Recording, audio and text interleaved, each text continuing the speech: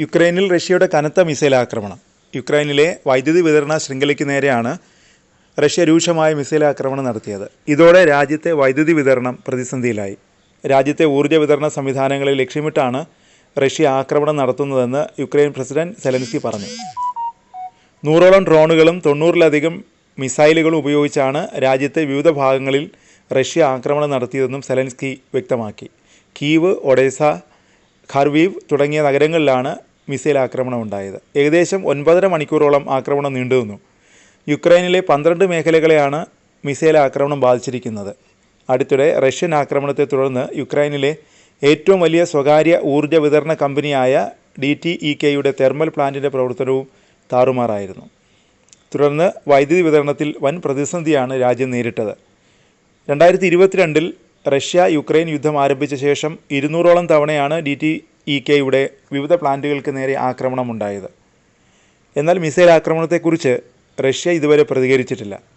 കഴിഞ്ഞ ദിവസം റഷ്യ കനത്ത ബാലിസ്റ്റിക് മിസൈൽ ആക്രമണമാണ് യുക്രൈന് നേരെ നടത്തിയത്. ആക്രമണം കടുപ്പിച്ചതോടെ യുക്രൈൻ പാർലമെൻറ്റ് സമ്മേളനം റദ്ദാക്കിയിരുന്നു. രാജ്യമെങ്ങും സുരക്ഷ ശക്തമാക്കുകയും ചെയ്തു. അതിനിടെ നാറ്റോ രാജ്യങ്ങളിൽ റഷ്യയുടെ ആക്രമണം ഏത് നിമിഷവും ഉണ്ടായേക്കാമെന്നാണ് റിപ്പോർട്ട്. യുക്രൈന് കൂടുതൽ ദീർഘദൂര മിസൈലുകൾ നൽകിയതാണ് റഷ്യയെ പ്രകോപിപ്പിച്ചത്. റഷ്യയുടെ മുന്നറിയിപ്പ് അവഗണിച്ചാണ് നാറ്റോ രാജ്യങ്ങൾ ആയുധങ്ങൾ നൽകിയത്. റഷ്യയിൽ നാറ്റോ രാജ്യങ്ങൾ നൽകിയ മിസൈൽ യുക്രൈൻ പ്രയോഗിച്ചാൽ ശക്തമായി തിരിച്ചടിക്കുമെന്ന മുന്നറിയിപ്പാണ് റഷ്യ നൽകിയിരിക്കുന്നത്. ബ്രിട്ടൻ്റെയും ഫ്രാൻസിൻ്റെയും ഉൾപ്പെടെ 42 തന്ത്രപ്രധാന മേഖലകൾ ആക്രമിക്കാൻ റഷ്യ തയ്യാറെടുക്കുന്നതായി റിപ്പോർട്ടുകൾ വരുന്നുണ്ട്. റഷ്യയുടെ ഏറ്റവും പുതിയ ഒറഷനിക് ഹൈപ്പർസോണിക് ബാലിസ്റ്റിക് മിസൈൽ ഉൾപ്പെടെ വൻ നശീകരണ ശേഷിയുള്ള ആയുധങ്ങളാണ് റഷ്യ ഈ രാജ്യങ്ങൾക്കെതിരെ പ്രയോഗിക്കാൻ ഒരുങ്ങുന്നത്.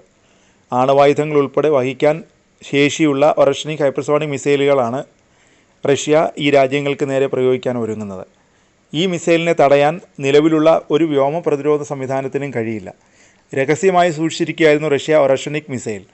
റഷ്യ യുക്രൈനിൽ പ്രയോഗിച്ചപ്പോൾ മാത്രമാണ് ലോകം ഈ ആയുധത്തെക്കുറിച്ച് അറിയുന്നത്.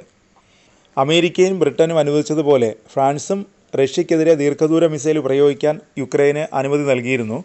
ഇതാണ് റഷ്യയെ കൂടുതൽ ചൊടിപ്പിച്ചത്. പിന്നാലെ കടുത്ത തീരുമാനവുമായാണ് റഷ്യ മുന്നോട്ട് പോകുന്നത്. അമേരിക്ക ഉൾപ്പെടെയുള്ള നാറ്റോ സഖ്യത്തിലെ രാജ്യങ്ങൾക്കെതിരെ കൃത്യമായ ആക്രമണ പദ്ധതി റഷ്യ തയ്യാറാക്കിയിട്ടുണ്ടെന്നാണ് മാധ്യമ റിപ്പോർട്ടുകൾ. റഷ്യൻ മാധ്യമം ഒറഷനിക് മിസൈൽ പ്രയോഗിക്കാൻ ലക്ഷ്യമിടുന്ന സ്ഥലങ്ങളെക്കുറിച്ചുള്ള വിവരങ്ങളും അതിനിടെ പുറത്തുവിട്ടിരുന്നു. 42 സൈനിക താവളങ്ങളാണ് റഷ്യയുടെ ടാർഗറ്റ്.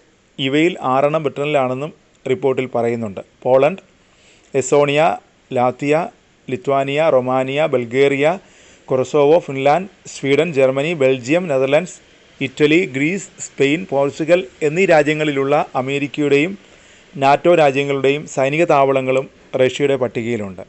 ഏത് നിമിഷവും ആക്രമണം ഉണ്ടാകുമെന്നും അതിനായി റഷ്യ തയ്യാറെടുപ്പുകളെല്ലാം പൂർത്തിയാക്കിയെന്നും മാധ്യമ റിപ്പോർട്ടുകളിൽ പറയുന്നുണ്ട്.